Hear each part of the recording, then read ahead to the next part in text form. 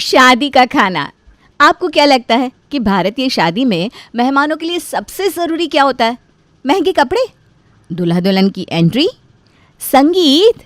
अरे ना रे, नहीं नहीं, इनमें से कुछ भी नहीं। बस एक चीज़ होती है और वो है शादी का खाना। हाँ जी, आपके मुंह में पानी आ गया ना?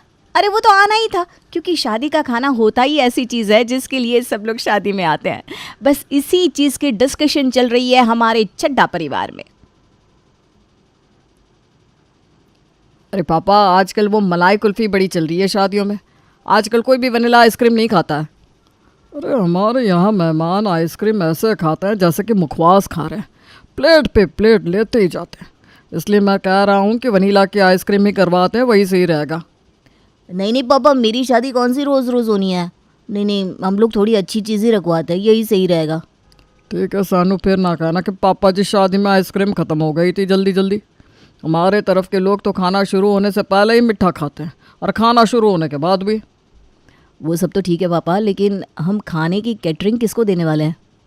पापा आजकल ना सारा कॉन्ट्रैक्ट थालियों पे ही दिया जाता है। वो अपने अरोरा जी का बेटा है ना, वो इसी बिजनेस में है। मैं तो कहता हूँ हम उसे ही पूरी शादी का ऑर्डर दे देते। हाँ, मुंडा सही कह रहा है। हम पूरा ऑर्डर उसी को दे देते हैं। जितने लोग होंगे उतने का खाना बनवा देंगे। पापा जी, लेकिन शादी में ना एक चाट का काउंटर तो लगवाना ही पड़ेगा। अरे हाँ हाँ बेटा, क्यों नहीं, ज़रूर लगवाएंगे। वैसे तो तुम्हारे बुआ सास भी कुछ कम नहीं है, उसे भी चाट बड़ी पसंद है। अरे जीजी को क्या पसंद नहीं, वैसे तो कहती रहती है मेरे सीने में जलन हो रही है, लेकिन जब खाने की बारी आती है ना तो सबसे पहले उनकी ही प्लेट सामने आ जाती है। अरे जीजी तो फिर भी ठीक है, लेकिन जीजी के पति उससे भी अतरंगी है। पता नहीं क्या ही करेंगे शादी में आकर। अरे पापा जी, आप वो सब छोड़िए, सबसे पहले ये डिसाइड कीजिए कि शादी का खाना बनवाना किससे है। भैया आप कह दो शमशेर को, वो आ जाएगा कल बात करने, फिर देखते हैं वो आखिर क्या कहता है। ठीक है, कल ही उसे बुला लो, देखते हैं वो क्या रेट कहता है एक थाली का। शादी में जितनी डिस्कशन दुल्हन को चुनने के वक्त नहीं होती, उतनी डिस्कशन चड्ढा परिवार में शादी के खाने को लेकर हो रही थी।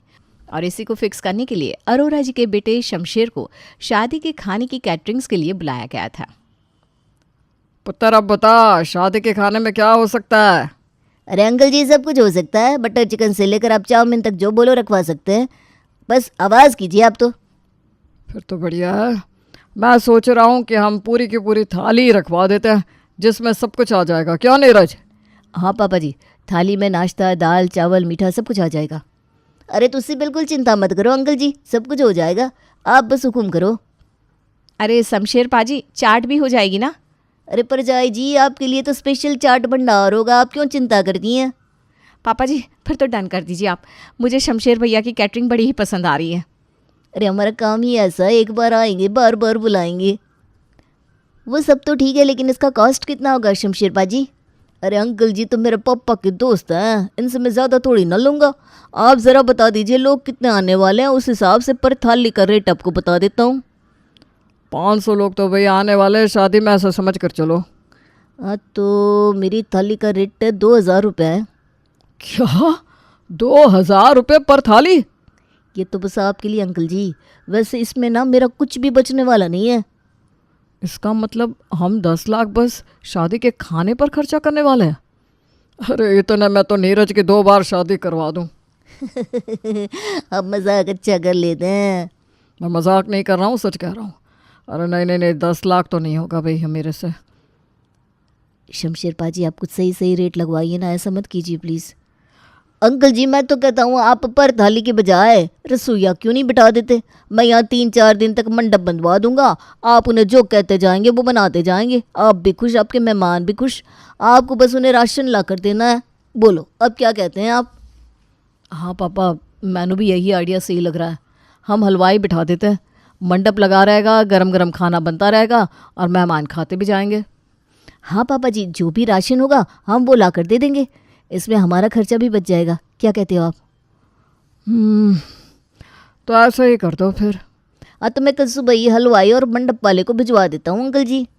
पापा जी, मेरी चाट मैं आपके लिए बाजार से भिजवा दूँ, आप कहो तो। ओए तू चुप कर कुड़िए, चाट चाट लगा रखा है। शादी के खाने का मंडप तो लग चुका था। अब बारी थी मेहमानों के आने की और शादी के खाने पर टूटने की मेरा मतलब उसे खाने की। और चड्ढा परिवार में तो इतने और तरह के मेहमान थे कि मैं आपको क्या ही बताऊं, इसलिए मैं आपको बताती नहीं हूँ। चलिए दिखाई देती हूँ। एक तरफ आलू के गर्मा गर्म पराठे बन रहे हैं। अरे आलू के पराठों के ऊपर मक्खन तो है ही नहीं। मुझे तो इसमें आलू भी नज़र नहीं आ रहा जीजी, मैं तो बस पेट भरने के लिए खा रही हूँ। सुबह से 10 पराठे खा चुकी है, फिर भी कह रही है पराठे अच्छे नहीं है। और भैया मैंने तो इतना मक्खन डाला है पराठों में कि एक मछली उस पर तैर सकती है, फिर भी इन्हें मक्खन ना दिखाई दे रहा ना आलू। अरे चलो पाजी, क्या हुआ, रुक क्यों गए? अभी तो मेरे दांतों को भी नहीं लगा है नाश्ता। अरे पता नहीं ब्रिजेश भाई साहब ने क्या सोचकर आलू के पराठे नाश्ते में रखवा दिए, मुझे तो समझ में नहीं आ रहा। अब क्या कर सकते हैं, पेट को 2 टुकड़े तो देने ही है। अरे चलो पाजी, डालो ना आलू के पराठे। अरे अभी नहीं बन सकते आलू के पराठे बहन जी। क्यों नहीं बन सकते? मैं दूल्हे की बुआ हूँ। अरे बुआ है तो भी नहीं बन सकते, मैं कह रहा हूँ ना। अरे क्या हो गया पाजी? अरे देखिए भाई साहब, ये क्या कह रहे हैं कि आलू के पराठे अब नहीं मिल सकते? अरे क्यों पाजी, क्यों नहीं बन सकते? अरे राशन ख़त्म हो गया। लेकिन मैं इतना सारा राशन तो लाया था, 700 लोग खा लेते हैं। अरे यहाँ एक इंसान 10-10 पराठे खा रहा है, कहाँ से पूरा पड़ेगा राशन भाई साहब? और इन बुआ जी ने कम से कम 11 पराठे तो खा लिए अब तक। अरे मैंने तो बस चखे चखाने भर के ही खाए अभी, मुझे तो कुछ खास पसंद भी नहीं आए इतने। 11 पराठे चखने चखाने के? अच्छा चलो ठीक है, मैं और राशन मंगवा देता हूँ। भाई साहब हमारे लिए भी कुछ खाने का मंगवा दीजिएगा, हम भी पराठे बनाते बनाते थक गए हैं। तो ये होता है शादी वाला घर, सॉरी शादी वाला खाना, जिसकी हर कोई बुराई भी करता है लेकिन छोड़ता भी नहीं है। लेकिन चड्ढा परिवार में अभी फूफा जी की एंट्री होनी बाकी थी। उनके आते ही ये शादी वाला घर कुछ और ही रंग दिखाने वाला था। अरे इतनी सुबह बाहर कौन चिल्ला रहा है? मुझे नहीं पता, मेरी तो खुद की आँख इन्हीं चीखों की वजह से खुली है। अरे कौन है बेवड़ा जो सुबह सुबह पीकर हंगामा कर रहा है? आजकल पता नहीं इस मोहल्ले में कौन कौन लोग रहने आ गए। अरे होगा कोई लफंगा आवारा सा, जिसका खानदानी नहीं होगा, इसलिए वो सुबह सुबह हमारे दरवाजे पर खड़ा चिल्ला रहा है। मैं तो कहती हूँ पुलिस में शिकायत दर्ज कर दो, ऐसे लोगों के खिलाफ करनी चाहिए। मैं अभी बाहर जाकर देखता हूँ, सुबह के 6 बजे कौन लफंगा हमारे दरवाजे पर खड़ा है। किसी के चिल्लाने की आवाज़ से सुबह के 6 बजे चड्ढा परिवार में सबकी नींद बिगड़ चुकी थी। लेकिन अभी तक पता नहीं चला था कि आखिर वो इंसान है कौन जो इस तरह दरवाजे पर खड़ा चिल्ला रहा था। ब्रिजेश जैसे ही दरवाज़ा खोलता है वैसे ही वहाँ बुआ के पति खड़े थे। अरे जीजा जी आप? अरे तुम्ही ने तो शादी में बुलाया है ना साले साहब, अगर नहीं बुलाया है तो मैं वापस चला जाता हूँ। अरे नहीं नहीं, मैं तो ये कह रहा था कि आप मुझसे कह देते, मैं आपको स्टेशन पर लेने आ जाता। अब अंदर भी आने दोगे कि बाहर ही खड़ा रखोगे? अरे नहीं नहीं, आइए ना, आपका स्वागत है, आइए आइए। अरे पापा कौन है वो लफंगा, कौन चिल्ला रहा था बाहर? लफंगा? फूफा जी आप? क्या बोल रहे थे अभी तुम? वो मैं ये कह रहा था कि कौन है वो महान संगीतकार जो सुबह सुबह इतना सुर में गा रहे थे। अरे आप आ गए? शादी वाला घर है, ना कोई खाना बन रहा है ना कोई स्वागत हो रहा है। बस अभी हलवाइयों को बुलाता हूँ जीजा जी। और सुनो, आज नाश्ते में? अरे आज तो बढ़िया नाश्ता रखवाया है हमने, राज कचौरी, पालक पत्ता चाट, जलेबी और भी बहुत कुछ। अरे नहीं नहीं नहीं नहीं, आज हमारी पसंद का नाश्ता बनेगा। अरे फूफा जी आप बता दीजिए, हलवाइयों से आपकी पसंद का ही खाना बनवा देंगे हम। हाँ हाँ, इस घर के बड़े जमाई हैं आप, तो इतना तो हक बनता है आपका। आज नाश्ते में मैगी बनवाना। क्या मैगी? हाँ, और खाने में मूली के कोफ्ते, पालक की रोटी, टिंडे की टिक्की और मीठे में चुकंदर की मिठाई। ये खाना है या सज़ा? क्या हमारी पसंद आपको पसंद नहीं आ रही? ठीक है, फिर हमारा यहाँ क्या काम है, हम जा रहे हैं भाई। अरे नहीं नहीं नहीं नहीं, ऐसा नहीं है, मैं अभी मैगी बनवा देता हूँ, बस 2 मिनट लगेंगे। लो हो गया कल्याण।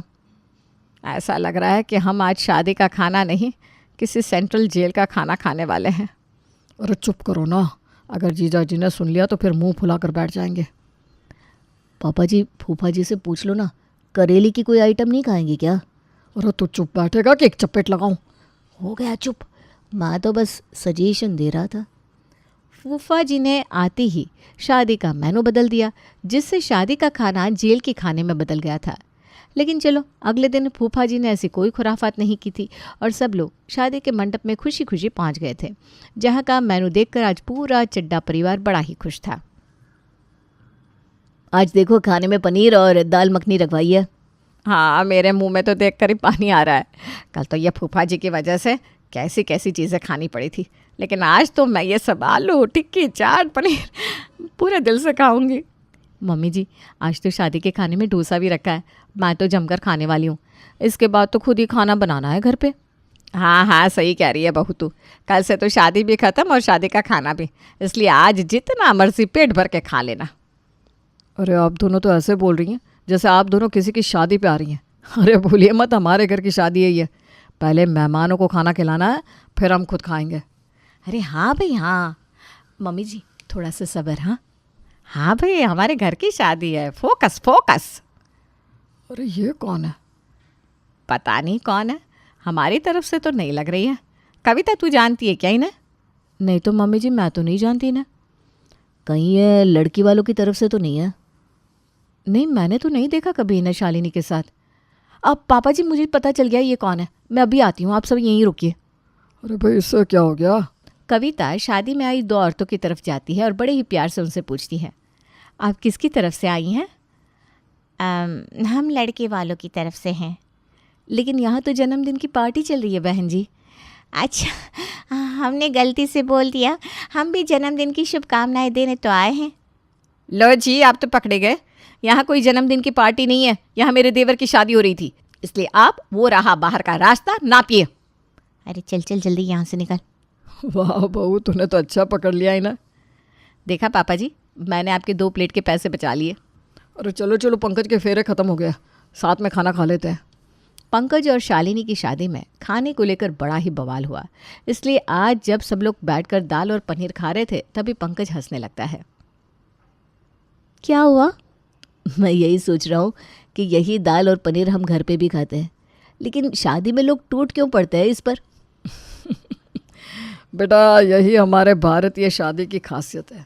यहाँ शादी में दूल्हा दुल्हन नहीं बल्कि शादी का खाना बड़ा ही महत्व रखता है। आपको नहीं लगता कि फिर ये फिजूल खर्च करनी ही नहीं चाहिए?